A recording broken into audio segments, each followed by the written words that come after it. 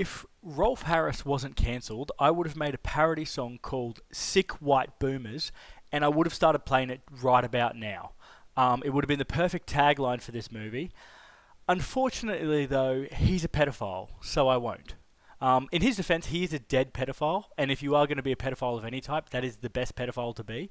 But I don't want to sully A24's great new religious horror by being backed by a soundtrack by that atrocious man, so I didn't.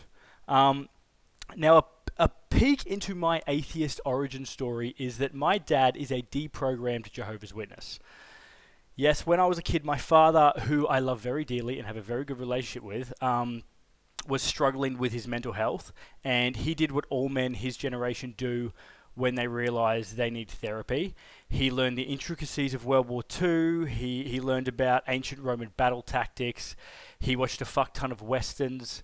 When none of that worked, he thought, I might need some divine intervention here, and he joined the Church of Jehovah's Witnesses, right?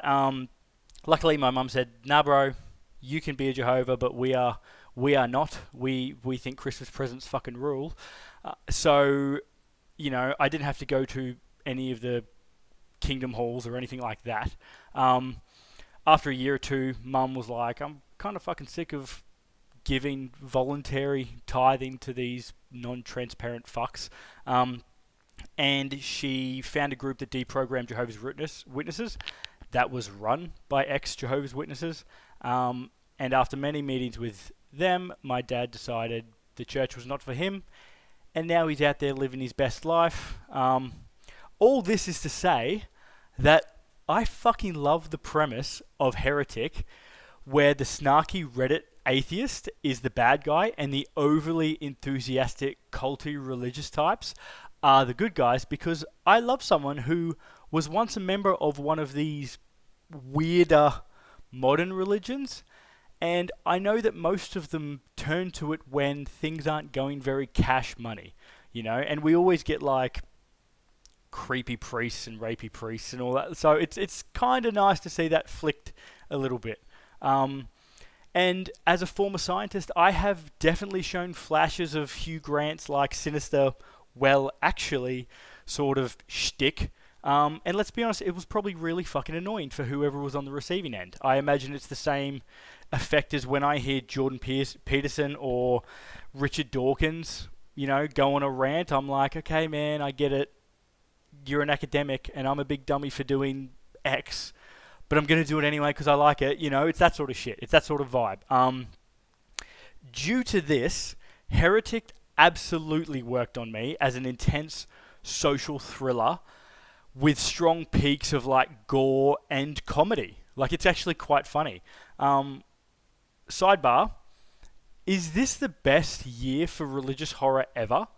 Like Immaculate, The First Omen, Late Night with the Devil, The Exorcism, The Devil's Bath, Heretic. Like, the holy horror harvest has been bountiful this year. We are truly blessed.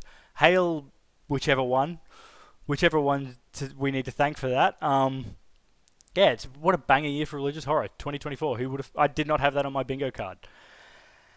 Heretic follows two young members of the Church of the Latter-day Saints, Chloe East as like the bubbly Sister Paxton, who has grown up in the church and who knows like nothing else but the church, and Sophie Thatcher, who plays like the more street-savvy Sister Barnes, she's come to the church later in life after some childhood difficulties. On their door-knocking lists, because they have, anyone who's been door-knocked by the Mormons will know this, they have a little list where they go and, they do the rounds. On their door-knocking hit list, Mr. Reed, who is played flawlessly by Hugh Grant, is a man who is supposedly out to find which religion suits him the best. However, once they start talking to Mr. Reed and they visit Mr. Reed, they sort of work out that he might know a bit more about their religion than he lets on. And from there, boundaries, faiths, your sense of smell are all tested in a slow but taut psychological game of cat and mouse. And I enjoyed the absolute hell out of it. This movie, it delves into the dangers of door knocking, religion, and atheism quite well. You are definitely slated to be on the side of the two sisters. However, Hugh Grant really makes some fun and engaging arguments that I could see working on Ye of Weaker Faith. One involving the children's board game Monopoly. He was definitely my MVP for the movie in terms of acting, because it's so fun to see an actor who I grow up thinking of like this charming, befuddled leading man age into the horror genre, where the same sort of acting style and tone can now be used for evil. I find that very satisfying. It's fucking cool. I love it. I'm all about Hugh's villain arc. Let's get him doing more despicable shit on screen. Let's go. Sophie Thatcher and Chloe East are perfectly cast as sisters, because they both grew up in the church in real life. So, like, they nailed the two archetypes that I've often seen in members of the Church of the Latter-day Saints, which is, you usually get one who's very happy and positive and bubbly and can speak to the joys the church brings because they've been in it their whole lives, their families are in it, everything else. And the other archetype, which is played by Sophie Thatcher, is like the more hardened, more self-aware church member who came to the church later in life, usually after some hardships. That being said, out of the two, I really liked Sister Paxton just because she has some of the fucking funniest lines, including stating that polygamy is kind of sketch, which I went in worrying that these two would be, like, they would make them dumb, like not intelligent and easy marks, but they are absolutely not. They are very funny. They act accordingly. They act logically. They are polite throughout scenes where they are very obviously like internally treading water in distress.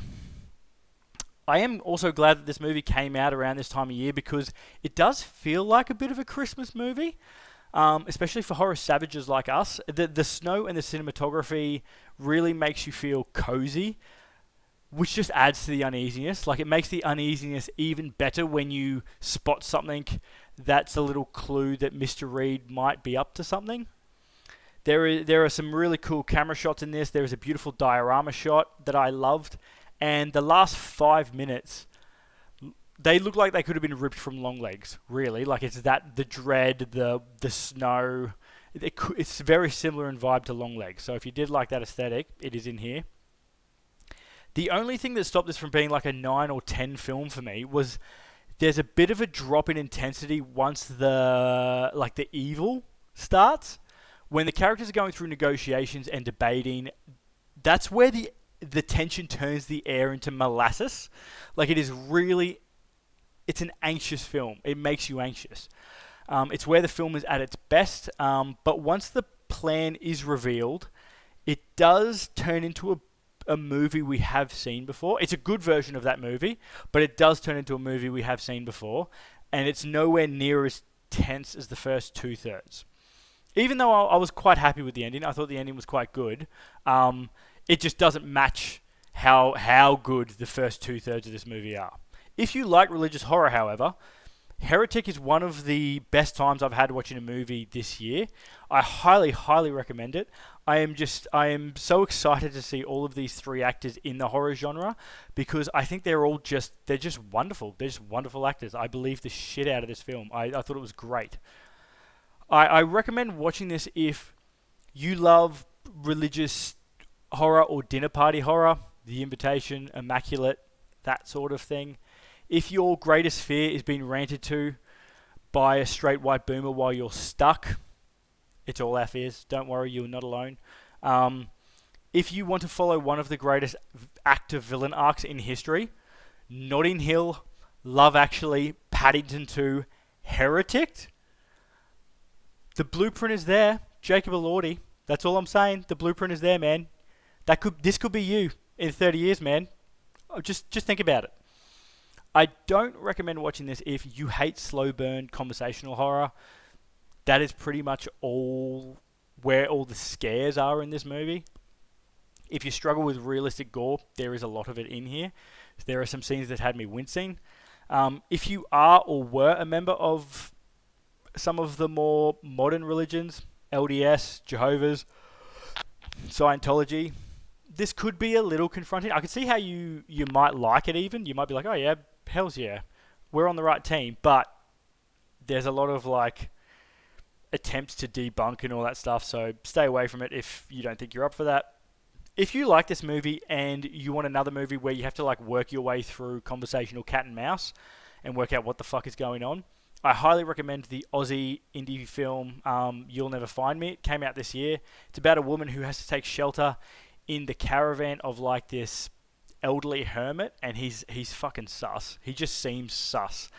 And like Heretic, the first 2/3 of the movie are like intense lead-in questions where you try to work out what the hell's going on, who's the good guy, can you sort of tease clues out of what people are saying.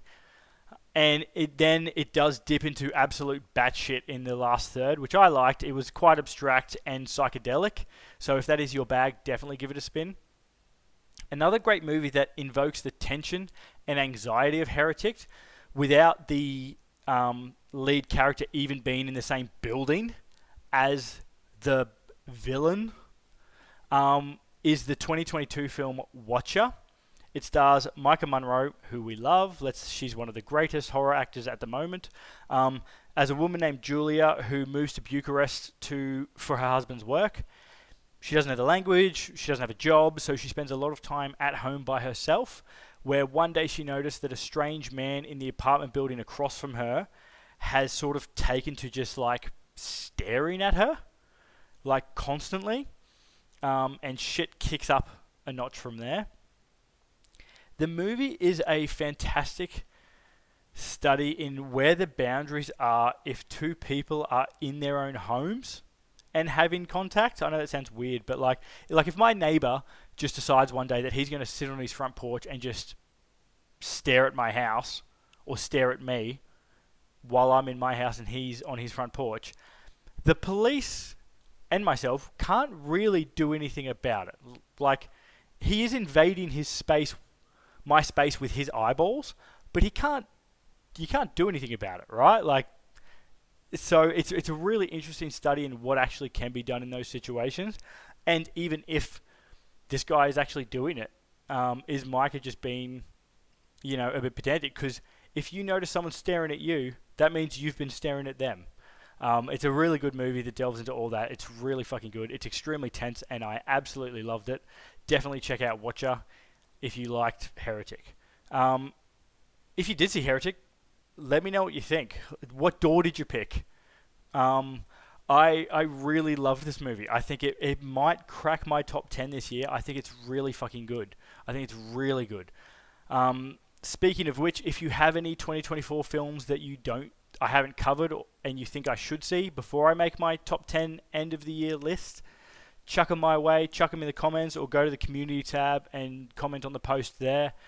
I'm trying to get as many under my belt so that I can actually get a decent view of the field before I make my top 10 list. I always make the list and then go, oh, I didn't see this, this, or this, and then of course one of those movies that I missed on my list is going to be really fucking good. I'm trying to avoid that this year. Give me all the 2024 horror recommends. I'm all about it. As always, thanks for watching. Like, subscribe, all the same sort of YouTube jazz that everyone says. And hopefully I'll see you next week for another review. Peace.